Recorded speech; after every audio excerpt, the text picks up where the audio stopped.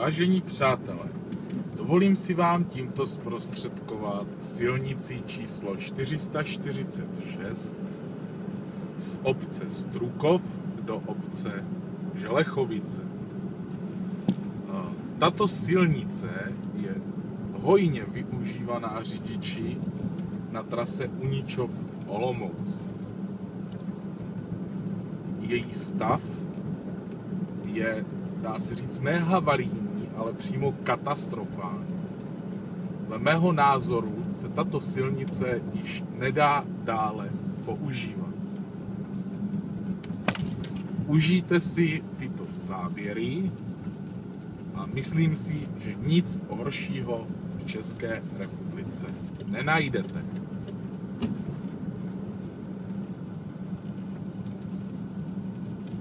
Je to neskutečný slalom.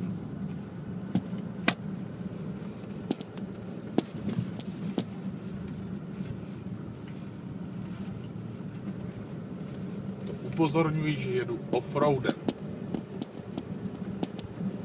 21 kola.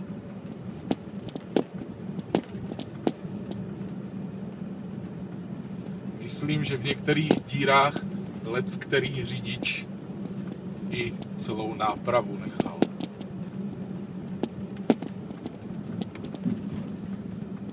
Tak jsem jednou přemýšlel, že kdyby se poslanci na 1 měsíc vzdali platu, myslím jako mzdy, tak by se za to dalo spravit docela hodně těchto děr.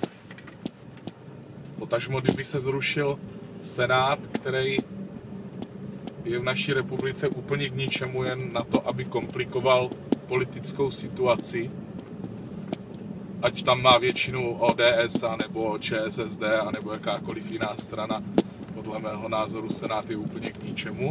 A pozor, vyhýbat se jinému autu je velice umělecký výkon.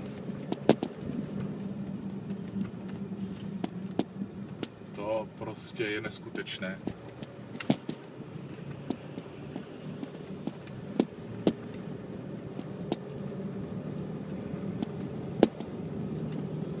Někteří řidiči si troufnou i předjíždět, jenomže většinou jsou to firemní auta, no tak těm je to celku jedno, že jo. Z vlastního mu to nejde, no tak tou dírou projede, co by se vzrušoval.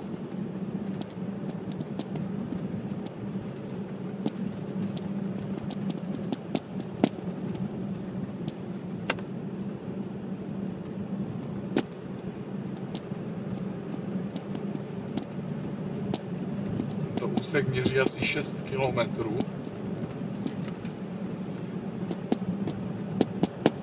Řekl bych, že nejhorší část máme za sebou.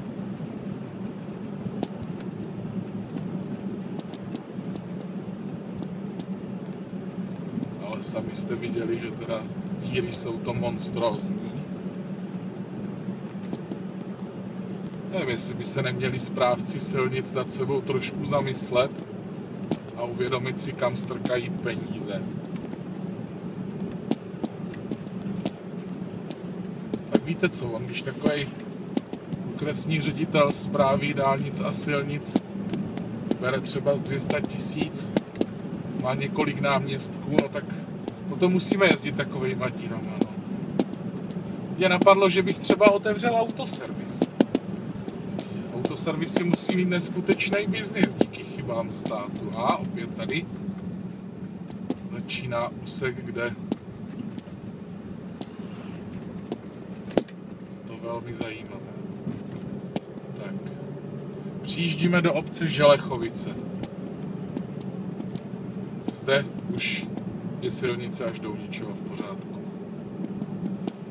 Poprosím, sdílejte to, ať to vidí co nejvíc lidí, ať se dozvědí, jak se chovají správci silnic a vůbec našich komunikací. Děkuji vám za pozornost.